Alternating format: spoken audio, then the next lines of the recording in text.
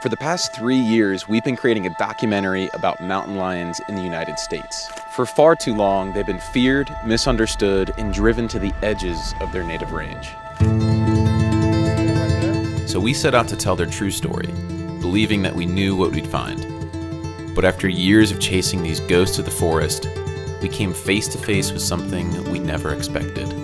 An encounter that changed everything.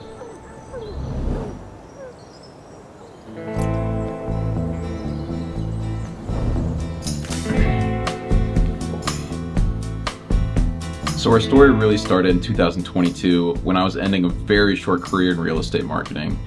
This guy named Stephen happened to DM me, and he was a super talented adventure photographer, so he had my attention. And he pitched me on this crazy idea. It was a story that involved the American Southwest and mountain lions. Hit it. Yep. He told me about his friend Cam, who was working with a conservation nonprofit in Arizona, where researchers were collaborating with both biologists and houndsmen to study these elusive cats.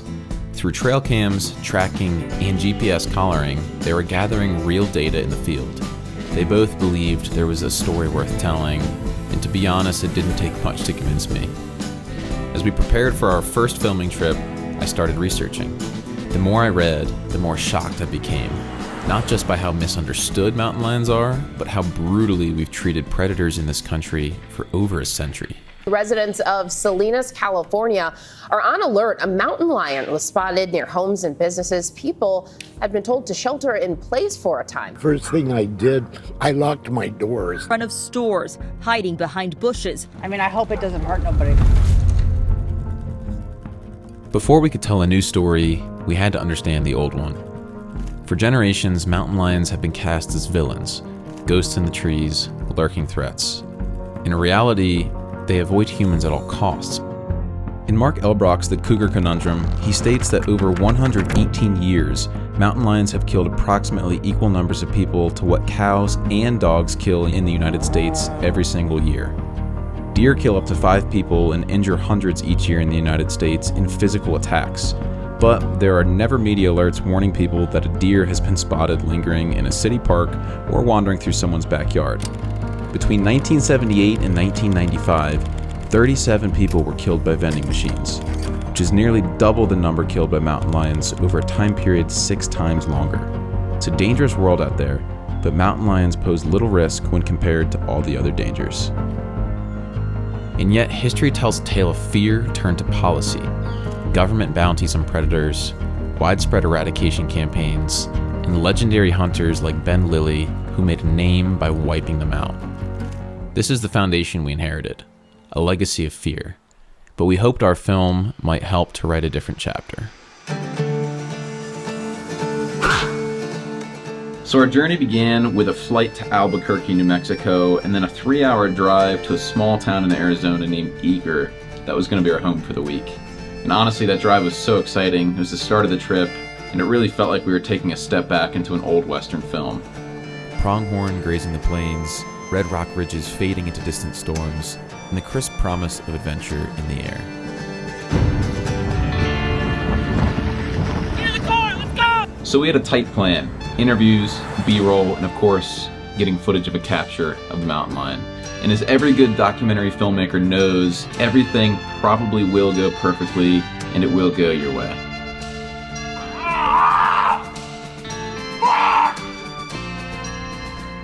Needless to say, we were quickly humbled by the fact that chasing an animal nicknamed the Ghost of the Forest was pretty tough.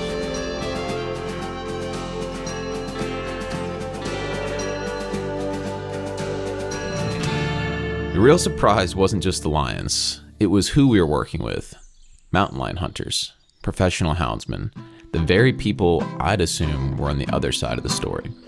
A biologist named Ron Thompson, who's the president of Primero Conservation and a former game warden in the area, became our guide. He introduced us to Larry Johnson, a seasoned houndsman with a family legacy of lion tracking. At first I was skeptical, but Larry wasn't what I expected. He was thoughtful, deeply connected to the land, and had an almost spiritual bond with both his dogs and the lions that they pursued. He didn't hate lions, he revered them, knew them, protected them. and I realized I had more to learn than I thought. We didn't capture a lion that trip, but we captured something else. A powerful story unfolding between people, land, and predators. We knew we had to come back. Back home, we dove deeper into research. With new knowledge from our trip and a growing stack of books, we realized just how important mountain lions were to their ecosystem. They regulate ungulate species like deer populations, protecting plant life, and indirectly supporting countless other species through the ripple effects of their presence. A healthy lion population isn't just about the lions, it's about the balance of the entire ecosystem.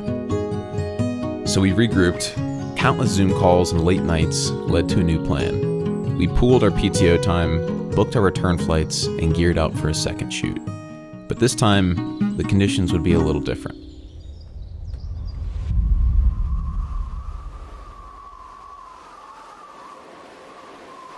It was now winter in Eager. Snow blanketed the mountains, and this time, we weren't there to experiment. We were there to finish the film. Our goal was to collar a female lion named F2. She already had a collar, but it was getting too old, and we needed to capture her in order to replace it. And this time we were working with more houndsmen to increase our odds. But after 5 long days, we still hadn't found a lion, and the collective anxiety of the group was definitely climbing. Another trip without a capture would be a serious setback. So we focused on what we could control. More interviews, more footage, and a quiet hope that something would break. Late on the 5th day, we got a call. A scent had been picked up. We rushed to the location and confirmed a signal from a collared lion, but without dogs and with the sun dipping fast, we had to wait until morning. That next day was the kind of day you'd never forget. Snow over a foot deep, camera gear and capture packs slung over our shoulders. The final hike took us up and down multiple ridges, carrying not just the capture and camera gear, but also a queen-sized blow-up air mattress to help break the cat's fall in case we captured her. At the top of the final ridge, we realized we had to reroute entirely. Dogs too tired, access points limited, time slipping away. So we got back to the trucks and drove to the next access road. Then we heard it. The unmistakable sound of hounds baying. We ran, our hearts were pounding, and there, perched nearly 60 feet up in a towering pine, was a mountain lion. Calm, powerful, watching us.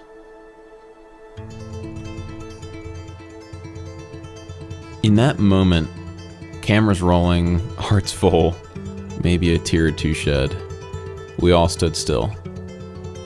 It was a shared reverence, not just for the lion, but for each other. For the science, for the time we put in, for the hounds, for the messy, beautiful possibility of coexistence. This is the truth that we came to learn, and one of the main messages of our film that we did not intend to capture. Coexistence isn't just between species, it's between people, between opposing views, between histories and hopes. The houndsmen we once questioned turned out to be some of the strongest advocates for these animals. And no, not all hunters share this mindset. There are of course some bad actors, but when skilled trackers work with scientists, conservation gets stronger. That's the path forward. Not one built on blame, but on bridge building.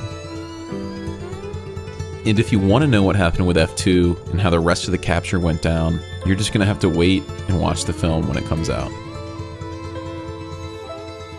So countless hours of editing followed, late nights, Dropbox chaos, and the film was finally completed. And we're proud to say that Chasing Lions is now being entered into festivals around the world. We don't know exactly where this film's going to end up, but we do know that this is just the beginning. We're building a home for conservation films, and Chasing Lions is just step one. So subscribe, share this with a friend, and comment where you want to see it streaming.